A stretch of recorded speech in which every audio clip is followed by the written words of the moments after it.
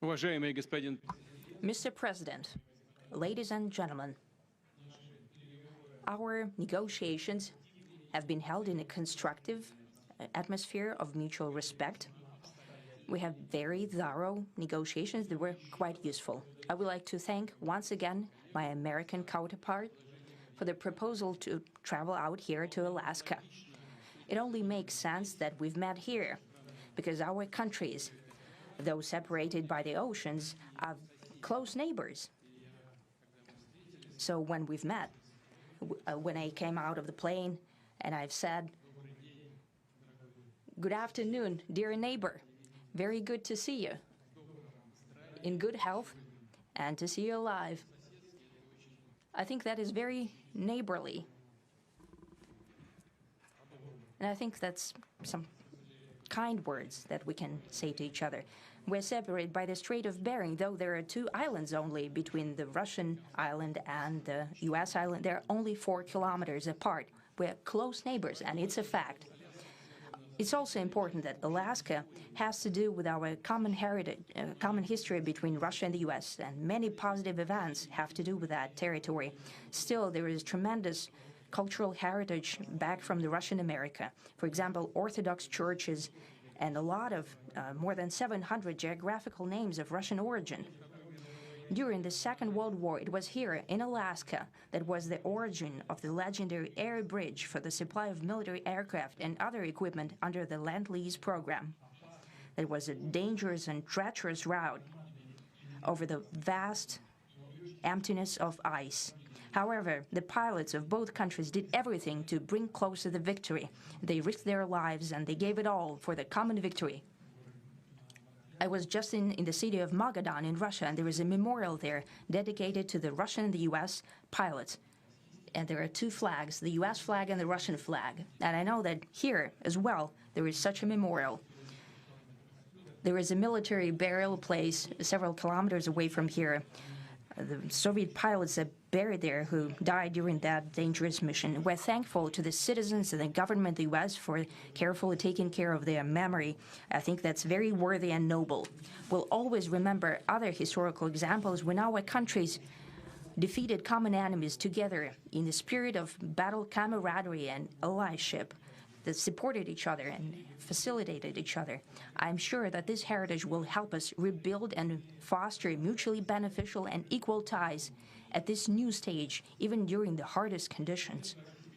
It is known that there have been no summits between Russia and the U.S. for 4 years, and that's a long time. This time was very hard for bilateral relations, and let's be frank, they have fallen to the lowest point since the Cold War. I think that's not benefiting our countries and the world as a whole. It is apparent that sooner or later we had to amend the situation to move on from the confrontation to dialogue. And in this case, a personal meeting between the heads of state has been long overdue, naturally under the condition of serious and painstaking work, and this work has been done in general. Me and President Trump have very good direct contact. We've spoken multiple times. We spoke frankly on the phone. And Special Envoy of the President, Mr. Witkoff, traveled out to Russia several times. Our advisors and heads of foreign ministries kept in touch all the time. And you know fully well that one of the central issues was the situation around Ukraine. We see the strive of the administration and President Trump personally to help facilitate the resolution of the Ukrainian conflict. And his strive to get to the crux of the matter, to understand this history, is precious. As I've said, the situation in Ukraine has to do with fundamental threats to our security. Moreover, we've always considered the Ukrainian nation, and I've said it multiple times, a brotherly nation, however strange it may sound in these conditions. We have the same roots, and everything that's happening is a tragedy for us and terrible wound. Therefore, the country is sincerely interested in putting an end to it. At the same time, we're convinced that in order to make the settlement lasting and long-term, we need to eliminate all the primary roots the primary causes of that conflict, and we've said it multiple times, to consider all legitimate concerns of Russia and to reinstate a just balance of security in Europe and in the world on the whole. And I agree with President Trump, as he has said today, that naturally the security of Ukraine should be ensured as well. Naturally, we are prepared to work on that. I would like to hope that the agreement that we've reached together will help us bring closer that goal and will pave the path towards peace in Ukraine. We expect that Kiev and European capitals will perceive that constructively and that they won't throw a wrench in the works. They will not make any attempts to use some backroom dealings to conduct provocations to torpedo the nascent progress. Incidentally, when the new administration came to power, bilateral trade started to grow.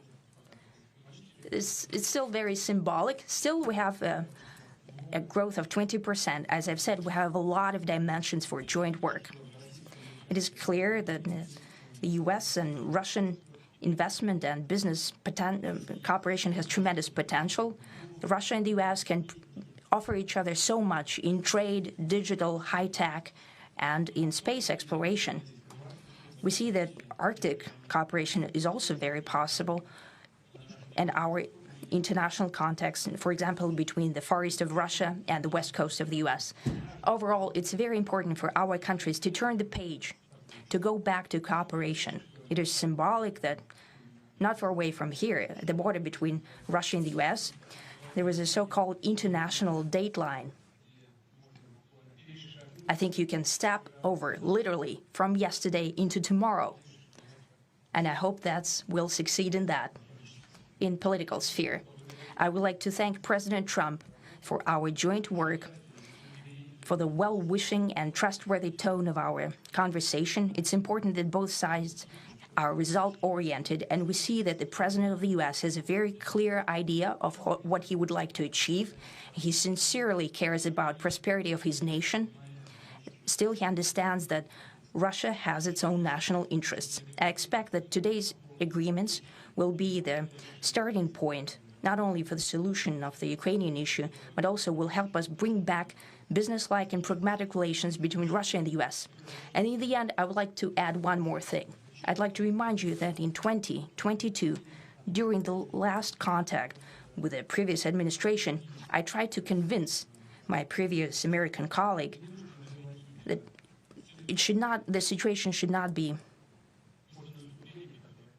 brought to the point of no return when it would come to hostilities. And I said it quite directly back then that it's a big mistake. Today, when President Trump saying that if he was the president back then, there will be no war. And I'm quite sure that it would indeed be so. I can confirm that. I think that overall, me and President Trump have built a very good, business-like and trustworthy contact. And I have every reason to believe that moving down this path, we can come, and the sooner the better, to the end of the conflict in Ukraine. Thank you. Thank you.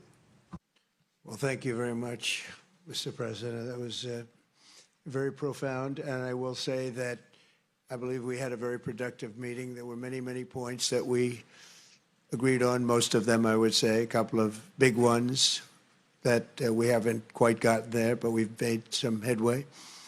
So there's no deal until there's a deal. I will call up NATO in a little while. I will call up the various people that I think are appropriate, and I'll, of course, call up President Zelensky and tell him about today's meeting. It's ultimately up to them. They're going to have to agree with what Marco and Steve and some of the great people from the Trump administration who've come here, Scott and John Ratcliffe, thank you very much. But we have some of our really great leaders. They've been doing a phenomenal job.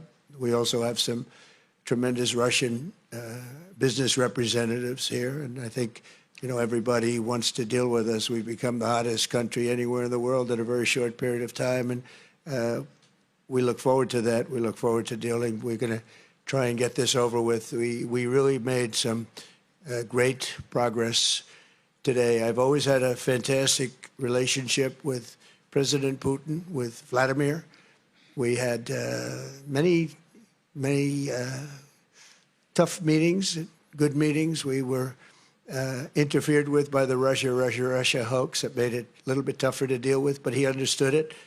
I think he's probably seen things like that during the course of his career. He's seen it all, but we had to put up with the Russia hoax. He knew it was a hoax, and I knew it was a hoax, but what was done was very criminal. But it made it harder for us to deal as a country in terms of the business and all of the things that we'd like to have dealt with. But we'll have a good chance when this is over.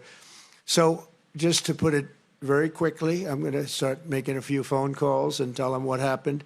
But we had an extremely productive meeting, and many points were agreed to.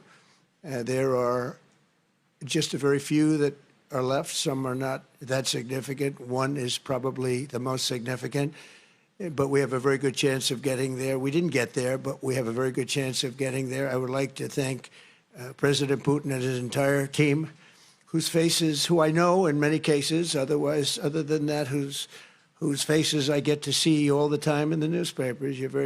You're almost as famous as the boss, but especially this one right over here.